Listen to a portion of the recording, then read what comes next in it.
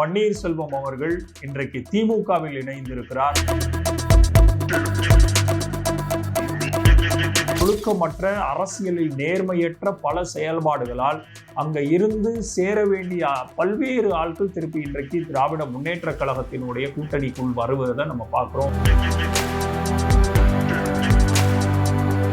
மிகப்பெரிய ஒரு பலமாக இன்றைக்கு ஆல்ரெடி இருக்கிற பலத்திலையும் இன்னும் அதிக பலமாக திராவிட முன்னேற்ற கழகத்திற்கும் அதனுடைய கூட்டணி கட்சிகளுக்கும் எல்லளவும் சந்தேகமே இல்லை, இது பலமாக இருக்குங்கிற பட்சத்துல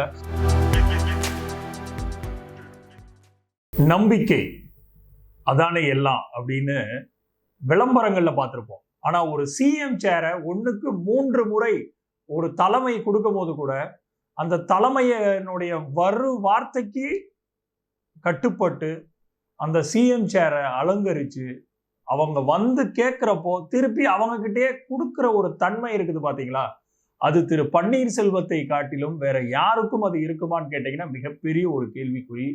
அப்படிப்பட்ட ஒரு பன்னீர்செல்வம் அவர்கள் இன்றைக்கு திமுகவில் இணைந்திருக்கிறார். இதற்கு பின்னாடி இருக்கக்கூடிய மிகப்பெரிய ஒரு அரசியல் விளையாட்டு என்ன அப்படிங்கிறத இந்த காணொளியில பார்ப்போம். தொடர்ந்து இணைந்திருக்கிறார்.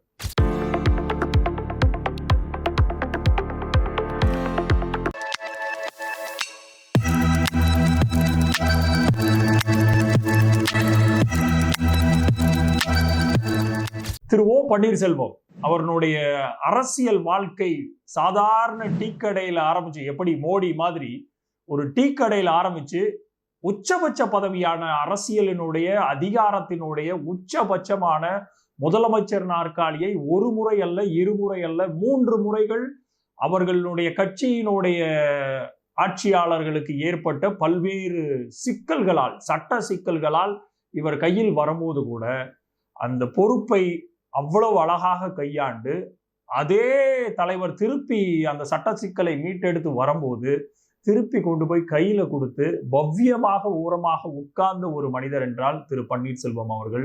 அப்படிப்பட்ட ஒழுக்கமான ஒரு தலைவர் அப்படிங்கிறத அதிமுகவில் இருக்கக்கூடிய இன்றைக்கு தலைமையாக ஏற்றிருக்கக்கூடிய திரு எடப்பாடி பழனிசாமி அவர்களே ஒத்துக்கொள்வார் அப்படிங்கிறத நிதர்சனமான உண்மை.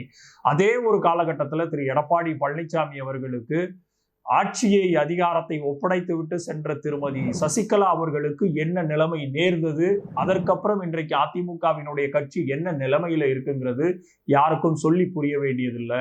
ஆனா எது எப்படியோ ஒட்டுமொத்தமாக திரு பன்னீர்செல்வம் அவர்களை ஒருங்கிணைப்பாளர், இணை ஒருங்கிணைப்பாளர், முதலமைச்சர், துணை முதலமைச்சர்னு அந்த அம்மையார் திருமதி சசிகலா அவர்கள் வெளியேறினதுக்கு அப்புறம் இவர்கள் ஏற்படுத்தின அந்த உடன்படிக்கையில் கூட திரு எடப்பாடி பழனிசாமி அவர்கள் நிலை நிறுத்தவில்லை, அவருடைய வாக்கை காப்பாற்றவில்லை. அப்படிங்கிறது திரு பன்னீர்செல்வத்திற்கு மட்டுமல்ல, தேமுதிகவினுடைய தலைவராக இருந்த திரு விஜயகாந்த் அவர்களுடைய அம்மையார் திருமதி பிரேமலதா அவர்களும் பல்வேறு பேட்டிகள்ல தொடர்ச்சியாக வைக்கக்கூடிய குற்றச்சாட்டு இன்றைக்கு திரு எடப்பாடி பழனிசாமி அவர்கள் வாக்கில் சுத்தமில்லை, அவர்களுடைய நேர்மையற்ற தன்மையினாலதான் அந்த கூட்டணியிலிருந்து நாங்க திமுக கூட்டணிக்கு வந்தோம். தேமுதிகவினுடைய திருமதி பிரேமலதா கடந்த 1 வாரங்களுக்கு முன்னாடி இணைந்தார்.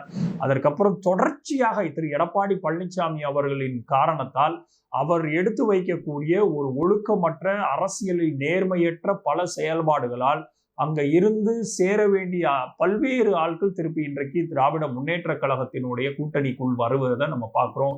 இன்றைக்கு திராவிட முன்னேற்ற கழகத்தினுடைய கூட்டணி எவ்வளவு பெரிய ஒரு பலமான கூட்டணியாக இருந்தாலும் கூட திராவிட முன்னேற்ற கழகத்திற்குள்ள அதிமுகவில் இருந்து கடந்த 1 மாதங்களாக வந்த தலைவர்கள் அத்தனை பேருமே அதிமுகவினுடைய மிக பெரும் தலைவர்கள். ஒவ்வொரு ரீஜன்லயும் அவர்கள் மிகப்பெரிய தலைவர்கள். அப்போ எடப்பாடி பழனிசாமிகிட்ட ஒரு நேர்மை இல்லாமையும் அவர்களுடைய வாக்குகளை காப்பாற்ற முடியலைங்கிறத முந்தா நாள் பிரஸ் மீட்ல திரு எடப்பாடி பழனிசாமி அவர்களுக்கு எதிராக திரு ஓபிஎஸ் அவர்கள் 1 மணி நேரமா உட்கார்ந்து கதறார்.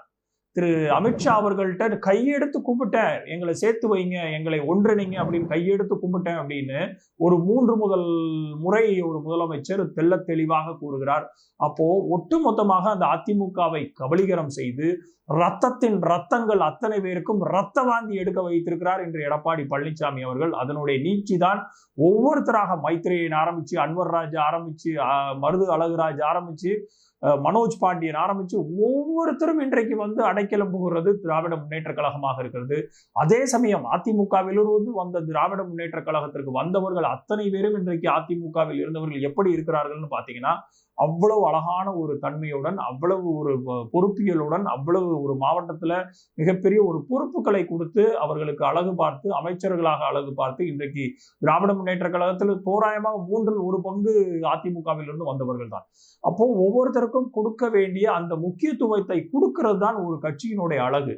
அப்போ எல்லாரையும் அரவணைத்து செல்லக்கூடிய ஒரு தலைவராக இன்று மு.க.ஸ்டாலின் அவர்கள் திகழ்கிறார் அப்படிங்கிறத அதிமுகவிலிருந்து படையெடுக்கக்கூடிய ஒவ்வொருத்தராக தெரிவித்துக் கொண்டே இருக்கிறார்கள். இது எல்லாத்தையும் மீறி சமுதாய வாக்கு வங்கி அப்படிங்கிறது திராவிட முன்னேற்ற கழகத்துல டவுன் சவுத்திற்கு இன்றைக்கு மிகப்பெரிய ஒரு பலமாக திரு ஓபிஎஸ் அவர்கள் இணைவார், அவருடைய இணைப்பு இருக்கும் அப்படிங்கிறதுல எள்ளளவு மாற்றம் இல்லை. ஏன்னா திமுகவிற்கு ஒரு டவுன் சவுத்துல இருக்கக்கூடிய ஒரு சின்ன ஒரு தேய்மானம்னு பாத்தீங்கன்னா வாக்கு வங்கிகள்ல, மறவரின வாக்கு வங்கிகள்ல, தேவரின மக்களினுடைய வாக்கு வங்கியில ஒரு விதமான ஒரு சுணக்கம் இருக்கிறது எப்பவுமே பார்ப்போம். அதை இன்றைக்கு ஓரளவுக்கு தீர்த்து வைக்கக்கூடிய ஒரு முகமாக, என்றுதான் நம்ம அரசியல்ல ஜாதி மதத்திற்கு அப்பாற்பட்டு வாக்களிக்கணும் அப்படின்னு சொன்னா கூட ஒவ்வொரு கேண்டிடேட்டோட பிளேஸ்மெண்ட்டும் ஜாதிகளின் அடர்த்தியை வைத்து, அந்த மக்களினுடைய அடர்த்தியை வைத்துதான் ஒவ்வொரு கான்ஸ்டிடுவன்ஸ்லயும் முடிவு செய்யப்படும். அப்படி இருக்குங்கும் போது இன்றைக்கு ஓபிஎஸ் அவர்களுடைய வருகை மிகப்பெரிய ஒரு பலமாக, இன்றைக்கு ஆல்ரெடி இருக்கிற பலத்திலையும் இன்னும் அதிக பலமாக திராவிட முன்னேற்ற கழகத்திற்கும் அதனுடைய கூட்டணி கட்சிகளுக்கும் எல்லளவும் சந்தேகமே இல்லை, இது பலமாக இருக்குங்கிற பட்சத்துல. அதே சமயம் ஒவ்வொரு தலைவர்களாக, பெரும் பெரும் தலைவர்களாக வெளியேறுவது அதிமுகவினுடைய கட்டமைப்பை சிதலமடைய செய்கிறது. ஒட்டுமொத்தமாக அதன் மேல் இருக்கக்கூடிய மக்களினுடைய நம்பிக்கை ஒட்டுமொத்தமாக இன்றைக்கு பாதாள குழியில தள்ளினதுல திரு எடப்பாடி பழனிசாமி அவர்களுக்கு மிகப்பெரிய ஒரு பங்கு இருக்கிறதாக ஒட்டுமொத்த ரத்தத்தின் ரத்தங்கள் இன்னைக்கு ரத்த வாந்தி எடுத்துக்கிட்டு இருக்கிறார்கள் சோசியல் மீடியால இவருடைய வருகைக்கு அப்புறம். சோ எது எப்படியோ அரசியல் களம் 2026 மிக முக்கியமான கட்டத்தை எதிர்நோக்கி காத்து கொண்டிருக்கிறது.